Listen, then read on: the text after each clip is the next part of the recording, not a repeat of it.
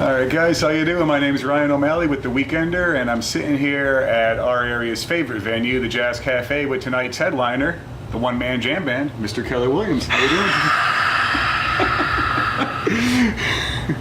All right, then. That's a perfect start. Now, the first thing I want to talk to you about was, I found this to be amazing. You still remember playing this room 13 years ago, and you've played all over. It's strange little things that stick in my memory. And I can't really remember what I had for breakfast, but I remember this gig. I remember it being near a highway. I remember a hill going down, and I remember people eating that weren't really there at the show. They were there for dinner. That was a long time ago.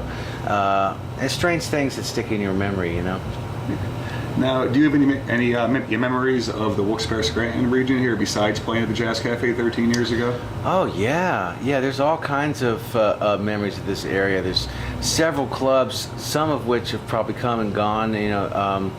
One memory in particular was the Scranton big amphitheater there.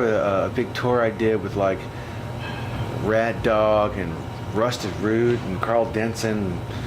A bunch of people like that. I remember the rain, just the torrential downpour, and Rusted Root opening their set with their rain song, and how intense that was. Them being the local kind of Pennsylvania band, this being the Pennsylvania start of the tour.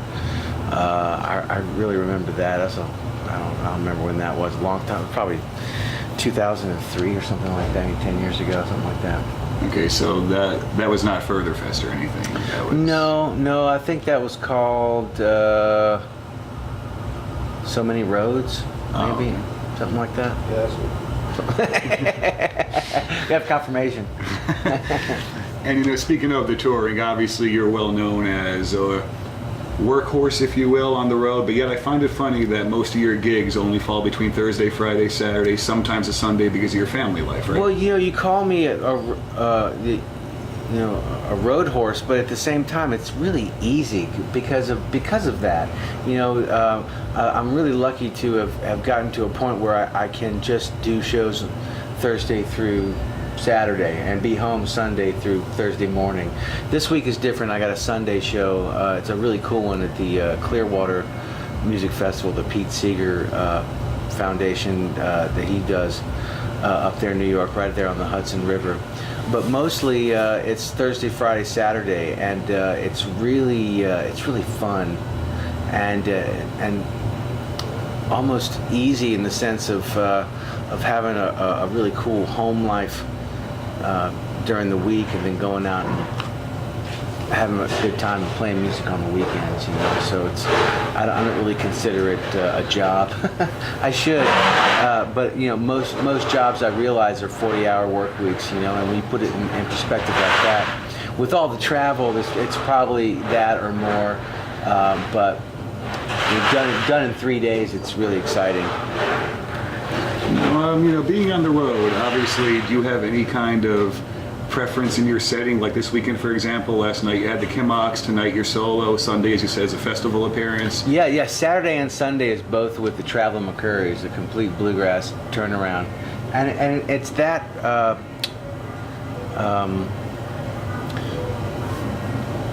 differences in each show really help me to stay focused and excited, especially excited. When there's 3 solo shows in a row, I love that. There's a super freedom there, and I could really stretch and venture into material that I couldn't with certain projects. Each project I have, there's a certain amount of material that I can play. And the solo thing, there's a vast amount. But going from solo to a project is really exciting because you get to change gears and really a total different mindset, especially with this solo show and all that's involved. The matter of all the gear, the looping gear all put together, and electronics, and it takes so long to kind of make it all work correctly. When you get in with a project like the Traveling McCurries, it's a bluegrass thing, and it's totally organic, and it's just 5 guys with instruments standing in front of microphones and DI boxes where there are cables plugged in, and we create this energy that's so high without all the technology that you see in my solo show. When I go from the solo to the Traveling McCurries, it's a really beautiful thing because the energy is still high, but the electronics is all gone and it's all organic, and we raise that energy with organic type of tendencies.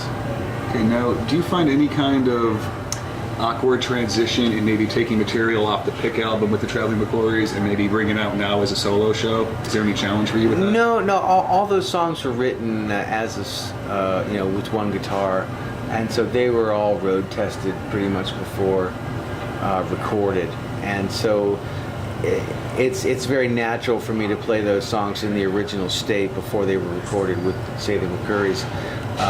But they're much better with the McCurries, for sure.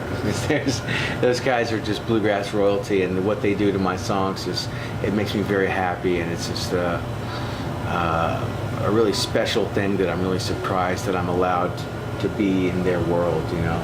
I warn them all the time that they're damaging their reputation, but they don't seem to mind. They seem to enjoy the stepping out of their comfort zone and getting into something different.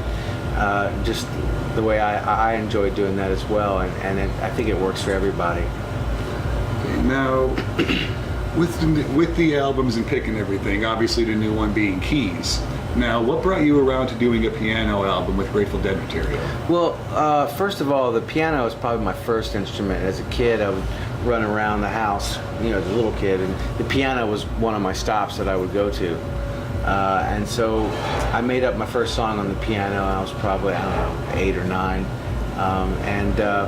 But the guitar is where my love eventually went to, and that's where my focus went to. And the piano was always there, and there was many years where I was doing all drive tours, and I was able to bring out all kinds of toys, the keyboard being one of them.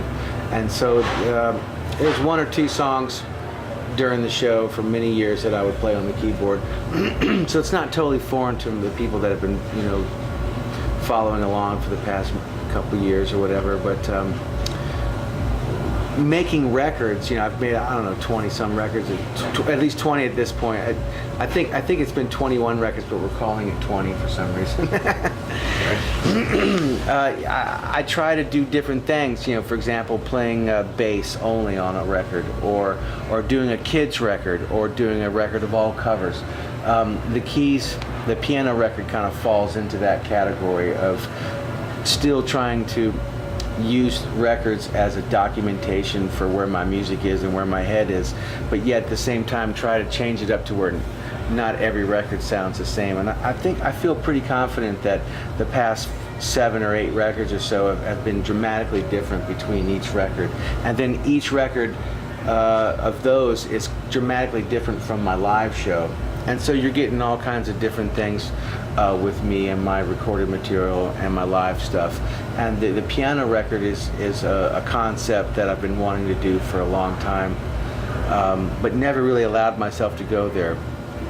And Grateful Dead music is something that is, creeped into my psyche as a teenager all through now, and it was very much a soundtrack to my life, and as I grow older and I get into more kinds of music and different kinds of genres, I don't really listen to a whole lot of Grateful Dead anymore, but that music that I learned is still very prominent and prevalent in my head when I go at least to sit down to the piano. The first thing that seems to come out are these songs like Jerry ballads, and it kind of started as me, like elevator music, playing these instrumental, taking these Grateful Dead songs and playing them instrumental, like playing the melody lines. But my wife said that was tremendously boring, and I should sing them, and which wasn't hard because I like I said, it was a soundtrack, and it was really easy, and to actually, I'm picking out the melodies because I know the melodies, I know the words, but lazily, wasn't singing it and trying to focus on, you know, playing the piano. But the Keys record, I sang all the tunes and spared my wife the elevator music that where it originally started. and just like music is beautiful in the sense that there's so many records for so many situations. You know, like the Keys record is not a driving record. You know, it's more of like a background music at dinner, or maybe like preparing Thanksgiving dinner, you know, with your family. You know, something that people can relate to, at the same time that in the back of the deadhead's mind, you know, he hears and he knows what's happening. But to your mom or your grandma, it's just relaxing piano music. You know, I wouldn't recommend it for driving long distances late at night. You know, there's a record I have called Dance. I would recommend that for late night driving, or, you know, late night streaking on golf courses. The golf course is pristine grass, you know, and at night no one's out there. You get naked, you have it in your headphones, you run around. That's a perfect record for that. Dance. Listen to that one. Don't listen to this one while streaking naked on a golf course. Keys. This one is primarily for something completely different. And that's what I like to do, you know. At least with making records, obviously in this day and age, it's virtually impossible to make a living on selling music unless you're, you know, Lady Gaga or Madonna or Justin Bieber or something like that. And so I use it to document where my head is, and, you know, make my living on live shows. So it's kind of making records is a bit of a hobby in a sense. Now, you know, with the live shows, you've been one of the guys from the last 20 years that really got on the popular level and have really embraced the taping community. Oh, yeah. I'm sure that's helped you gain a lot of attention in your early days. Yeah. The late 90s is when it really helped me out the most, because I was opening for String Cheese Incident and getting out of the restaurants and pubs and coffee houses that I was playing, and getting in front of the Cheese and in real venues. And this was the late 90s. You know, Jerry died in 95, and there was a huge taping community that was left with all this gear and tape and nowhere to go. So they branched out, and that's kind of where I personally, my opinion, is kind of where the jam scene formed, you know. And they went out and sought out all other acts to tape, and then I was lucky to be, you know, on the bottom end of that scene, kind of the opening act of String Cheese. And String Cheese had really a big following of those lovers of Grateful Dead music and the tapers of the West Coast, especially, and after you know, 10 or 12 shows of opening for them, the tapers started coming in early, and it was those folks that did that you know, passed around those tapes. My music was able to get, you know, from East Coast to West Coast, whereas at that time you would need a record label, or, you know, to really get your music out there, or just physically sending, you know, your music. But the taping community was really good to me, and passed around my music and really helped me out in a big way. And I used to give out board patches, and then we got there was all kinds of perfect sounding tapes, and then we have reports of CDs for sale in Korea, you know, with full-on artwork and everything, unsanctioned, whatever. And so we took the board patch away, but we still allow the audio recording. And every now and then, Lou Gossain, my front of house engineer, he gets in a good mood, and some board patches go out. But we definitely allow microphone taping. You can bring them in and set them up, no problem. But people are a lot less likely to do that than, say, like the late 90s, you know, when it was really prominent at the shows. You'd see, you know, mic trees and everything. But yeah, I'm totally good with it.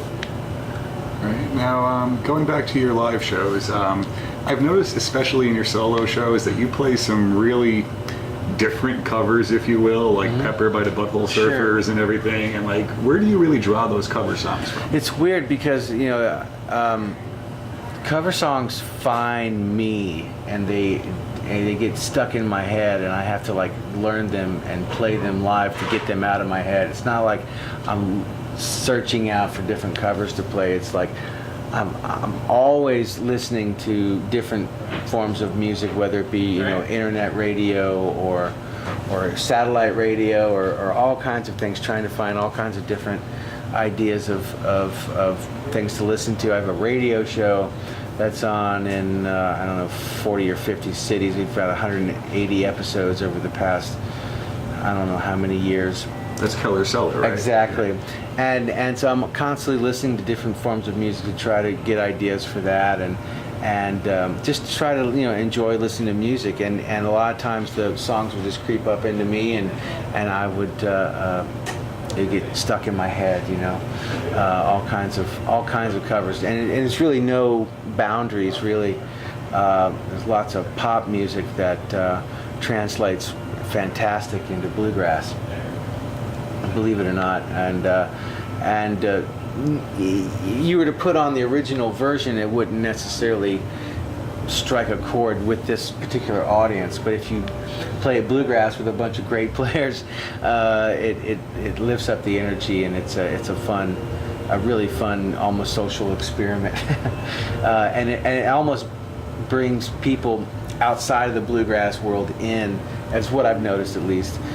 Kids that aren't really into bluegrass, you play some songs that they recognize done bluegrass, and it changes everything. And that's what happened with me.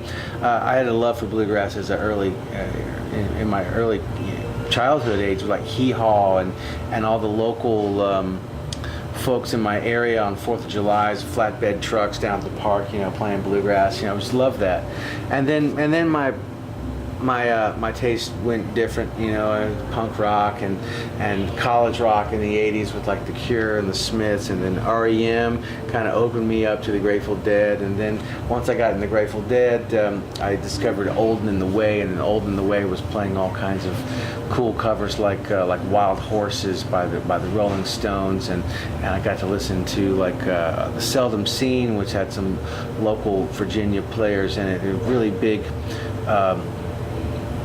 famous bluegrass band that I think Jerry Garcia got a lot of inspiration from, and they were playing like Lay Down Sally, just all bluegrass, and just things like that just made me venture out and try it myself, and that's really been a really fun avenue for me in the bluegrass world, at least, is taking like familiar songs and doing bluegrass, and people seem to respond well to it, at least. Not the traditional bluegrass lovers, which don't love it at all, and that's okay, because I know a lot of great jazz snobs that I call my friend, and I would never question them, and they have their beliefs. And then there's the whole bluegrass world of folks called there's one term for them that's not very nice, but there's another term that I've heard recently called chair snappers. And this is the folks at the bluegrass festivals that when they don't like something, they stand up and they take their folding chair and they snap it shut and they walk back to their campground. Chair snappers. Before I guess people would call them grass holes. But in a way, that's what kind of keeps that genre alive, is those people that really love the traditional, and it's those people that the people that play the traditional music, they feed off of that, and it's because of those folks that this genre is alive now, and so I can't say anything bad about the grass hole chair snappers. I love them all, even though they don't love me. It's okay. It's okay. I've grown to accept that. Now, with the bluegrass, are you trying to incorporate that into your new project, More Than a Little? No, that's completely different, completely 180 turn. If you were to compare the Traveling McCurries with More Than a Little, someone said this the other day, it's like apples and kumquats. It's completely different, More Than a Little band is a soul funk project that I was drawing from the R&B gospel scene in Richmond, Virginia, and never really gone that extreme before. And what happened was 4 out of the 5 members of this band was doing a Tuesday night R&B night at one of the local bars, and I went and saw them. It was fantastic. I knew the drummer. I'd played with the drummer several times, Toby Fairchild, and he invited me up on stage, and something really clicked, and it was really special. And I knew that with a little work, that this could be something that I could get into, and that my crowd could get into. And sure enough, we rehearsed once a week from September to December, and did like 7 shows in December, and out of those shows we recorded them all, and there's a live record of that coming out in I think November. And so this is bass, drums, keys, guitar, and 2 show-stealing female singers that really add an amazing element to my whole world. And I would teach them songs, and they would kind of teach them back to me in this kind of gospel R&B funk formula, you know. And it's been a real inspiration to hang with these folks, for sure, more than a little. Now, what would be next on your agenda then? Are you going to concentrate on More Than a Little, keep mixing it up with the solo shows, traveling the quarries? Yes, and yes, and yes. This year, there's 4 projects that are kicking. There's Keller and the Keels. There's the Traveling McCurries. Those are the 2 primary bluegrass outfits. And there's the solo thing, which is what I do the most, and More Than a Little. And I think that's enough there to talk about right now. There's 3 or 4 more projects that are kind of on the side that I'm messing with, and I'm being asked to not talk about that, to not to cloud the situation any more than it already is. But I'm very grateful to be able to change it up and to surround myself with these amazing players that allow me to be in their worlds too. It's a huge respect I have for all these folks that come out and play with me, and it's, you know, my whole career is basically a never-ending pursuit of entertaining myself, and all these players that are in my life is all a part of that, and I really appreciate them and for them allowing me in their world. So I'm very grateful to be able to do what I do, for sure. All right, and is there any plans to go back into the studio? Because, like, you know, looking back on your last couple albums, you had bass, pick, and now keys. Mm-hmm. So when's the drums album coming out? Well, good idea. That's not a bad idea. Drums. Well, there's the live record with More Than a Little that should be out hopefully late fall, early winter. And you know, like I said, there's these other projects that I have kicking around that I'm hoping to act on in 2014. But 2014, I think we're focusing on. We're looking to try to get more exposure with More Than a Little, this funk thing that is very different from the bluegrass thing, and that's kind of my idea, is to go completely opposite. But there's all kinds of folks that I'm very grateful for that are asking for that to happen. Like promoters are asking for Keller and the Keels and the Traveling McCurries, and it's so much fun to play with them. And when folks ask for it, I definitely want to, you know, give them what they want, because, you know, it's definitely fun for me, and it's any excuse I have to play with these folks is great. As far as the festivals go, we're definitely focusing on More Than Little in the 2014. But as far as the next studio record goes, you know, I'm kind of keeping that in the I think stage right now. I don't want to cloud it up, you know. Okay. Yeah. Fair enough. Well, Keller, that was basically all I had for you. All right. Thank you for the time, and I'm sure we're going to have a blast here at the Jazz Cafe Yeah, tonight. man. Yeah, man. So, guys, once again, thank you for tuning in. Keller Williams coming down to the Jazz Cafe tonight.